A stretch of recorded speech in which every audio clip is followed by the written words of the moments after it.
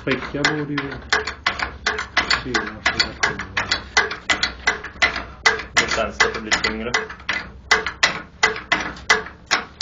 Bara på nyböjning i alla fall. Nu syns det sprickor tydligt. Man kan få en bild på sprickorna här. Ja, vänta. Oj, hela banken har ju spruckit. Oj. Det sprack snabbt där inne. Här har vi också en stående. Du behöver inte pumpa mer. Nej, den har ju kommit upp höger nu där. Det gick snabbt på den också. Men här gick Jag förvånar mig att det inte är sprickor på den sidan. Nej, men det är så det faller sig. Fast man fick ändå ett ganska högt värde här. Jämfört med. Jo då. Vad fick vi där då? 3 ton?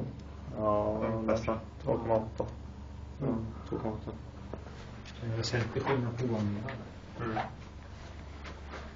Plus att den här spricker ju och den andra går ju av direkt. Ja, det är bara det gick snabbt som tusen och såg lite springet först och sen sprickte sig snabbt.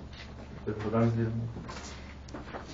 Den sidan, vilken läser vi av då? Är det den är röda som har blivit. den röda, men vilken? Ja, men vi kör, eller den här, det spelar. Ja. Ta på båda så vi gör det. Så.